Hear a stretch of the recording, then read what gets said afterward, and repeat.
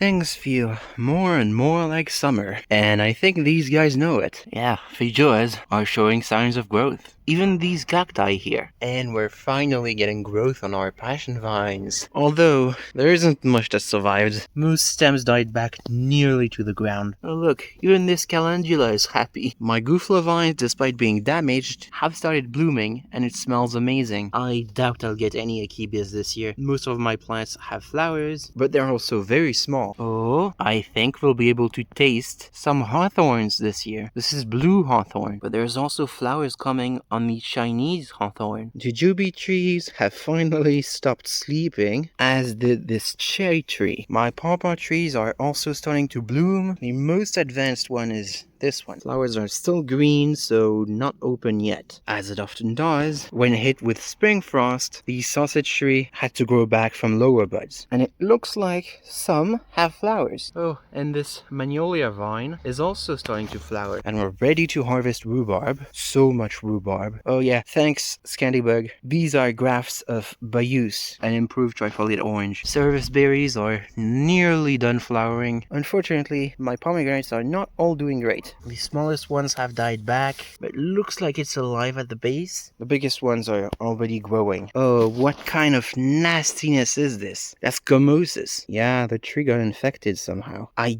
guess that's because of the spring frost, because some branches did die back, and I suppose it caused an infection. Despite flowering heavily for 2 years now, it only has like 2 fruits on it. The Meshmesh Amra, it died. I thought it was just late to wake up, but everything's dead. Even the rootstock is dead. I don't understand. It's been doing super well. On the Bericocolo, same problem. Frost damage. Oh, those are looking good. I don't understand why this plant isn't waking up. This is a peach tree. It's alive. It's just not leafing out. I don't understand why. Oh, we already have pluots on these. They're small trees. And cornflowers. There's cherries coming. And apricots. Those are so big. It's crazy how fast they grew. 8 apricots for the first year of production is quite good. This Asian pear looks like there's only 1 fruit. That's fine. All I needed to do is grow more roots and more leaves so it can support bigger crops. Meanwhile, this red Williams pear, also called red Bartlett in America, has not flowered at all last year, but this year there's so many pears coming again. Let's hope it doesn't do the same as 2 years ago when it was too loaded with pears. It failed to ripen them. I don't know, please don't die on me.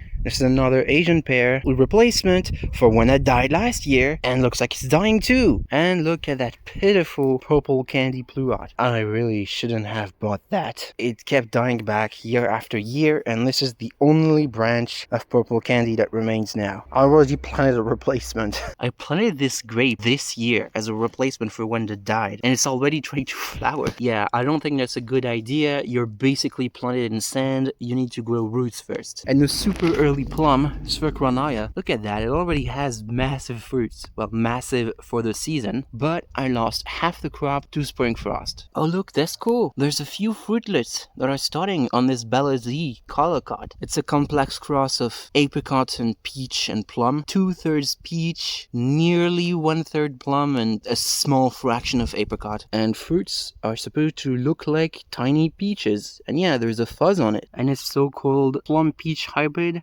Maybe it's gonna produce, it's a bit early to say. I'd like to see how the fruits are, but I strongly doubt it's actually a hybrid of peach and plum. Sorry for my bad German, but I think this is the Fürstisch Pflaume, which is a big plum with a peach color, but it's not a hybrid. Oh wow, first really good crop on this Damson plum. This is my own selection, by the way. It's very disease resistant, it flowers early and ripens early. And now, my Merbalan plum is taking on its golden color that I love so much. I selected it from semi-wild trees for its golden color and its early harvest. Last year it gave us maybe 20 fruits. This year there's over 100, and the frost hasn't done anything to it. The cats have finally given up on eating the kiwi vines, just hoping those vines survive summer now. Kiwi vines really don't like dry conditions. Carmen Joel cherry also holding fruit. This quince is loaded with even more flowers every year. We started with 20 fruits, then up to 40, then up to 90, and this year maybe we'll reach over 100 for the first time. This FMK Nanking cherry, I had talked about hand pollination, and it looks like some of it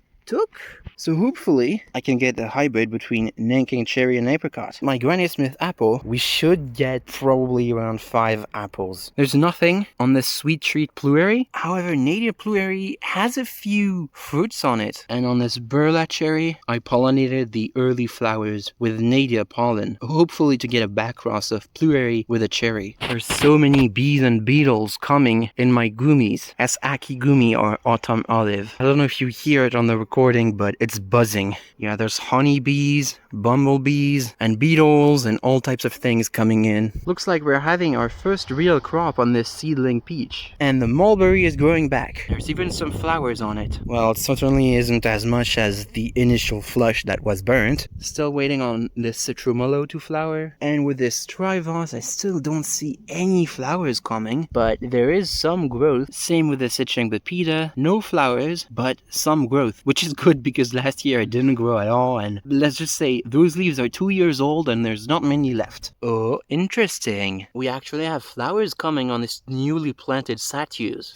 And my balsamite, I don't know the English name, sorry, looks like it's finally coming back. I feared I made a mistake by moving it. I use Xandarin, very green, some new growth coming, I don't see flowers yet, and absolutely no flowers on the Prague Chimera. Oh, and do you think I'll have Tasmanian pepper this year? What remains to be seen is whether these shrubs survive through summer. I wonder if Natsugumi will fruit, because I only have one tree. Any Elaeagnus experts out there? No flowers on this yuzu, but some growth. Same here. Maybe some shoots that will come a bit later will have flowers, I don't know. Great news! We have flowers coming on the Hanayu. I really need to harvest this rhubarb. It's covering half my Sudashi right now. My Morton citrange has already had a flush of growth, but as is often the case, they get attacked by snails and stuff, and most of that gets eaten. What do you think, guys? Should I give up on this tea plant? It's just been dying back every year, and I thought over time it would get better. And hopefully those are our first in-ground grown blueberries, despite the fact we don't have the correct soil. Oh, it smells great in here. Oh, first citrandarin flower. I'm gonna pollinate it, either with clementine or maybe Amoa 8. I don't know. I already pollinated this bloom sweet with US 119. Hirado Buntan has also opened flowers, and Valentine has opened some more. I'm not pollinating Valentine because I don't have hardy pollen to put on it. Oh no, the Sichanquat dropped the second flower. That's really unfortunate. I wanted pollen because I wanted to cross it with this desert lime. I have lots of flowers coming on it. And here I have a bunch of grafts to put in the ground next year if they succeed. Like this one, Ishang Soy 70. It's going in the ground this year. And I was planning on putting this Staruzu 25 in the ground, and then a snail came in and ate it. Those damn snails. I hate them. Oh, and we're still harvesting silverberries. So nice to have an early crop like this. Anyway, that's gonna be it for today. I hope to see you next week in my Slice of Tropics. Goodbye!